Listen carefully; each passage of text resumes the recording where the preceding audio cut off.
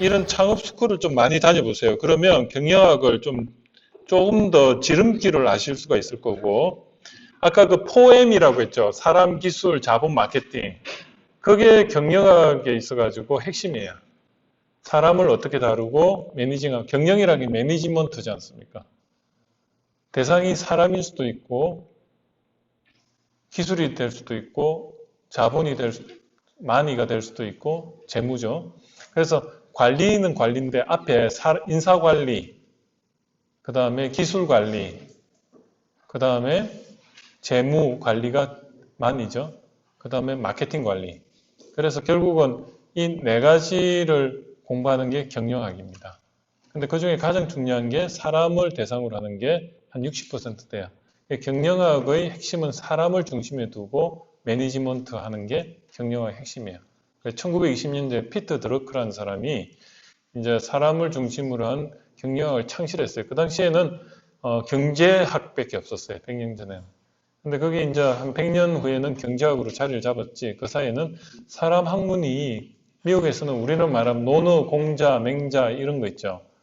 그런 것처럼 미국에서는 100년 전에 피터 드러커라는 사람이 그런 어떤 경영학의 초식을 만들었고, 거기 이제 어떤 보면 델 카네기나 이런 사람들이 사람의 어떤 퍼포먼스가 그냥 그 어떤 행동 분석적인 과학적인 부분을 해서 업이 되는 게 한계가 있고 서로가 서로한테 관심과 배려를, 즉 사랑을 실천할 때 성공을 하더라. 그게 델 카네기의 핵심입니다.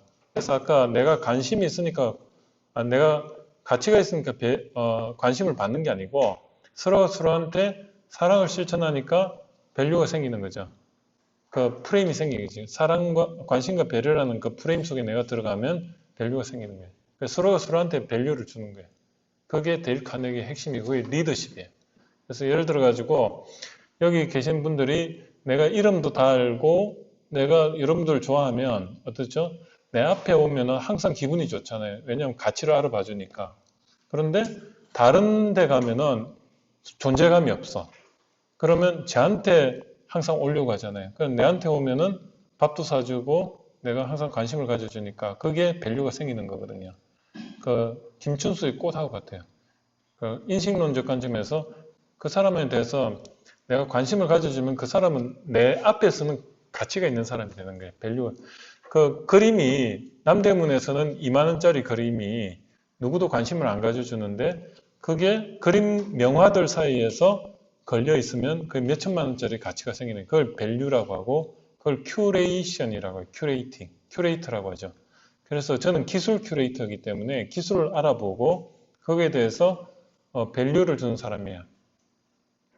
그게 리더십이에요. 리더십은 뭐 내가 정보를 많이 그 사람보다 알고 그래서 그 사람한테 정보를 주고 그 사람이 나를 따르도록 하는 그런 옛날에는 그게 가능했는데 지금은 인터넷이 발달하면서 정보의 평준화가 됐기 때문에 그런 건 의미가 없어요. 근데 술도 많이 안 먹잖아. 오빠 믿나? 나만 믿어. 아니면 김대리, 내 부장 나 믿어. 내가 승진시 시켜줄게. 그런 시대 끝났어요. 그런 리더십은 다 실종했고, 결국은 사랑의 리더십이에요. 그게 관심과 배려고, 그래서 관심과 배려를 주면 그 사람한테 밸류를 주니까 그 사람이 가치가 내 앞에서 생기니까 나를 따라다니게 돼 있어요. 그게 진정한 리더십이에요. 그래서 인사관리는 결국은, 그런 관심과 배려를 실천하는 거고, 그게 경영의 핵심입니다.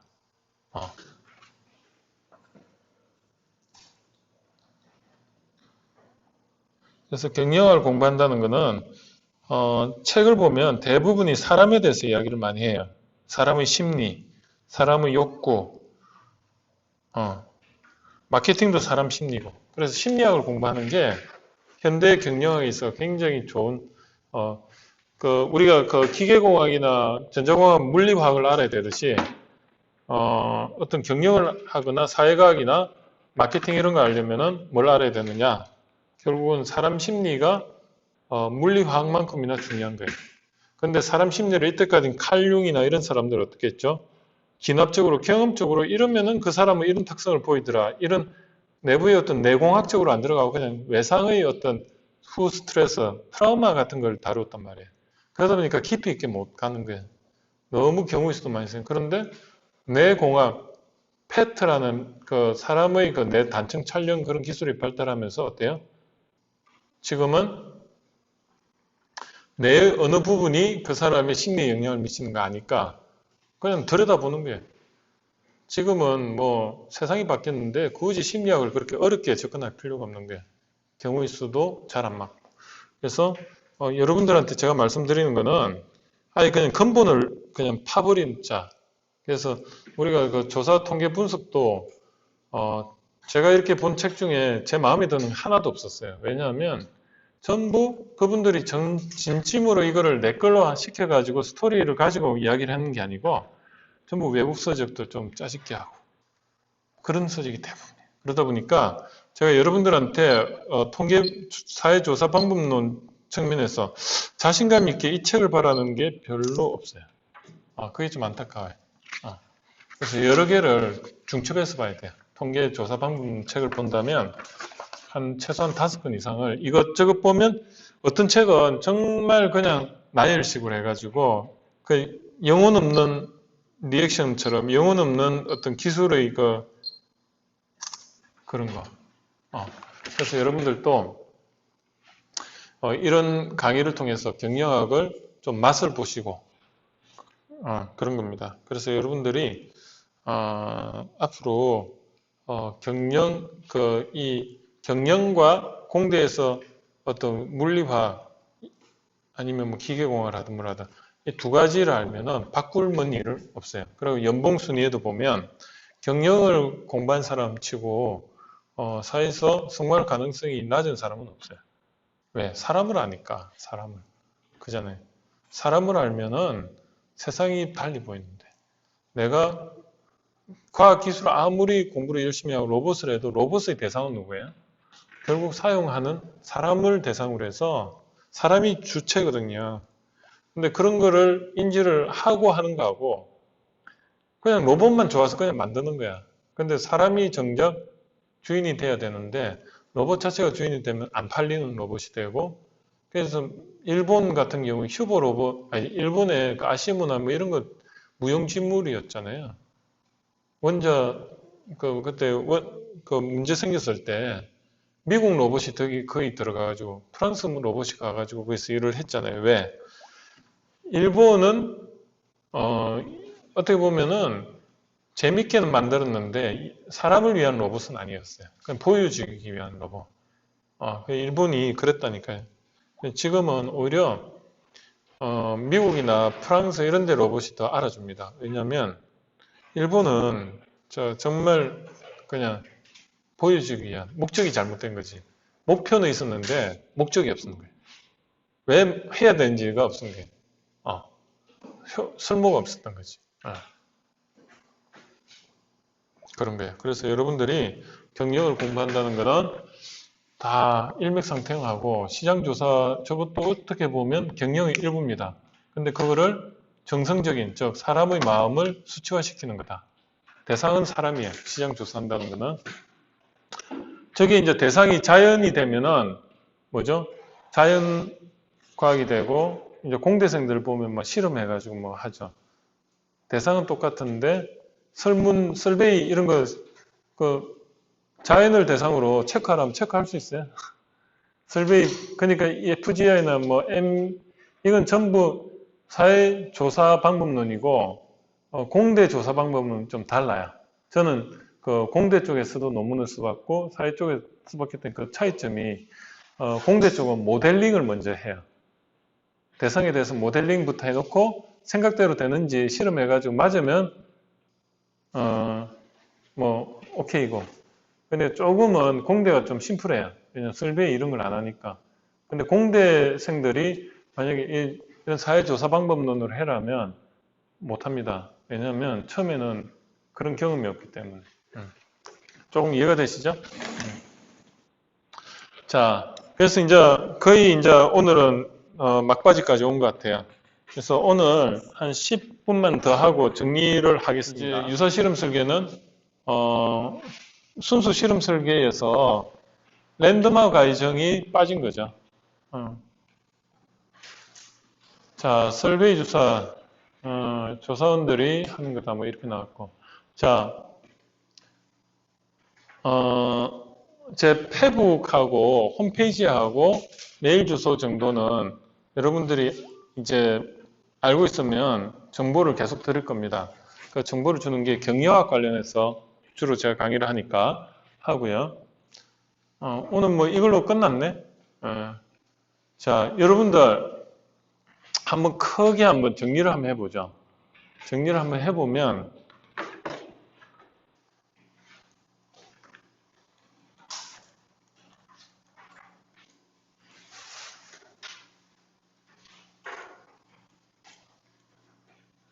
세상은 모두 연결되어 있다. 그리고 시장조사 방법론에서 오늘은요, 여기 늦게 오신 분들이 또 있기 때문에 한 번 더 정리를 하는 겁니다.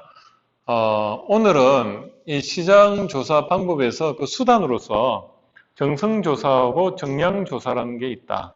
근데 정성조사는 설베이를 뺀 모든 거. 이렇게 보시면 돼요. 설베이 조사를 뺀 모든 거.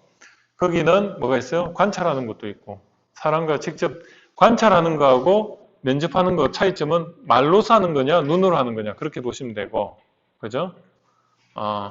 그리고 자료 수집 디자인, 리서치 조사를 우리가 했죠. 거기는 순수 실험 설계가 있고, 조금 더 완벽하게 하려면 솔로몬 있고, 그 다음에 약간 어설픈 실험하는 게 원시 실험 설계고, 그리고 순수 실험 설계에서 랜덤화 과정이 빠진 게 유사 실험 설계다. 그 세 가지 그렇게 하시면 되고, 그리고 이제 월요일 날 할 거는 여러분들이 이 엑셀이나 SPSS를 알기 위해서는 그 안에 이런 빈도 분석이 뭐고, 교차 분석이 뭐고, 교차 분석 안에 카이스퀘어가 뭐고, 이런 요소에 대한 의미를 알고 있어야 돼요. 이걸 모르면 이거 그냥 하면요, 어떤 의미냐면 자동차로 말하면 운전하는데 왜 하는지를 모르고 하는 거랑 똑같아요.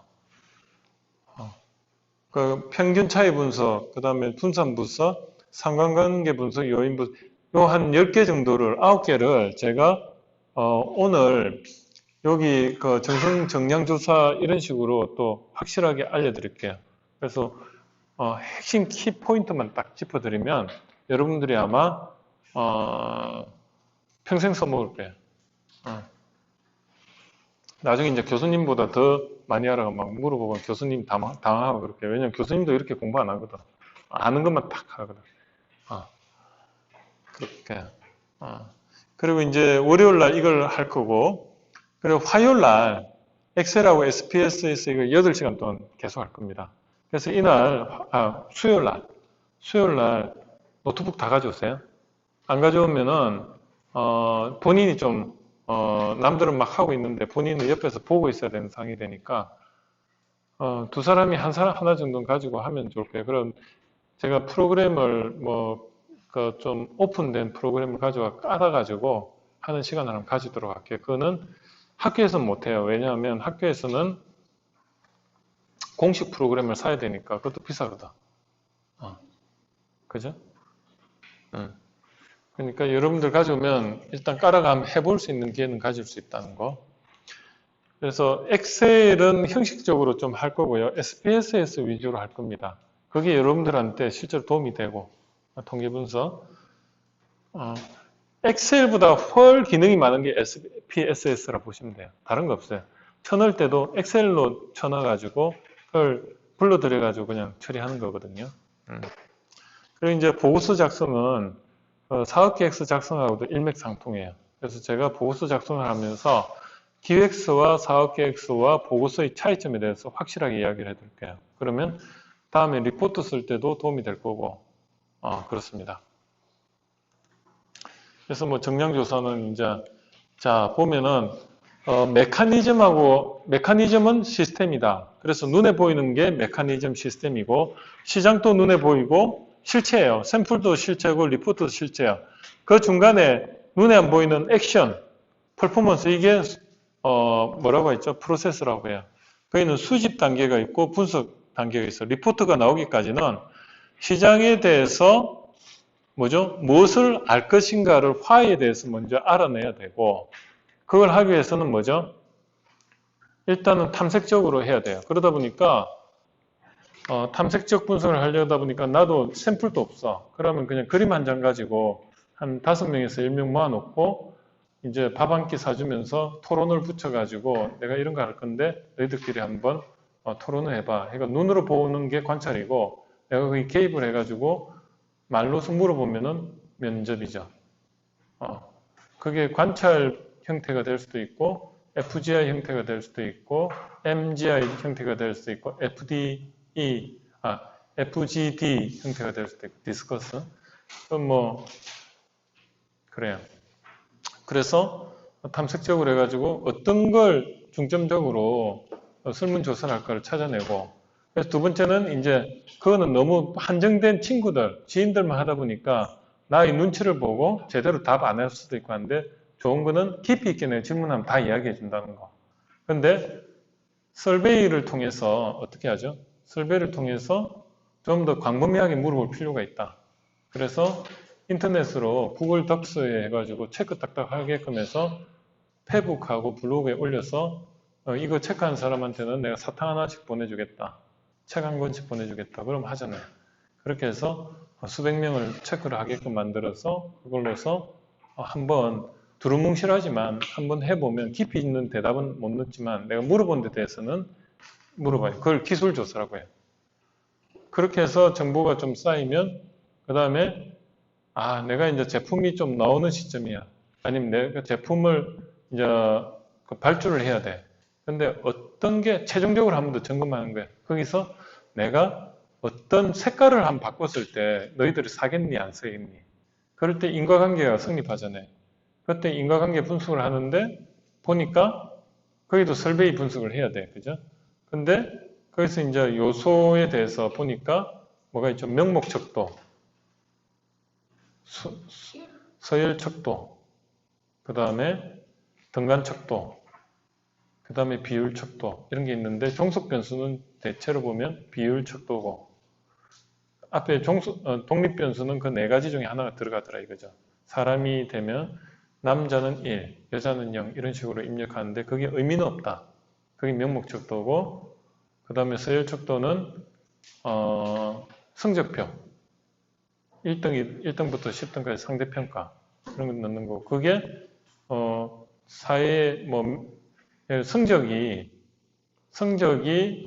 뭐 예를 들어 가지고 자기의 그 연봉에 어떤 영향을 미치는가 그런 거 알고 싶다 그런 식으로 아니면 제품 같으면 제품의 어떤 색깔은 그 명목이죠. 색깔을 빨주노초 파남보로 1번부터 7번까지 부여를 해가지고 넣었을 때 빨간색일 때 사람들이 더 선호하겠느냐 이런 식으로 물어볼 때 그 명목 척도를 물어보고 그 다음에 그 선호도 할 때 그 매출 구매 비율은 그게 비율 척도가 되고 그런 식이에요.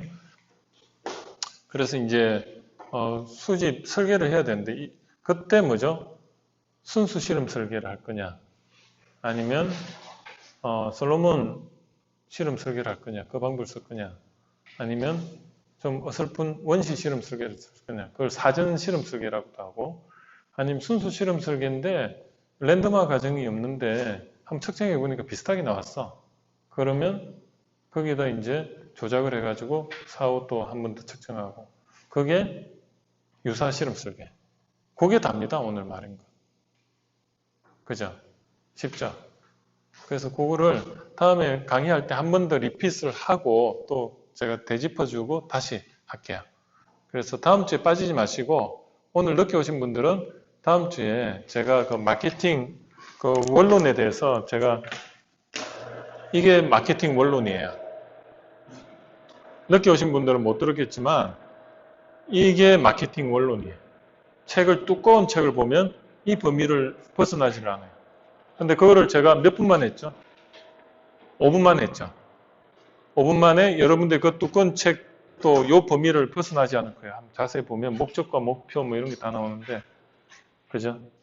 저는 이제 그 마케팅 원론 책 같은 거를 한 교보문고 가가지고 있는 대로 다 사와가지고 집에 보고 또 다른 거 보고 하니까 한 프레임으로 말하면 한 몇 권을 봤으니까 이쪽도 보고 저쪽 보고 이게 이 열 몇 권짜리를 한 방으로 정리해 놓은 거니까 아마 세상에 없는 이야기를 한 거일 겁니다. 그래서 여러분들한테 오늘 요걸로서 마치고요.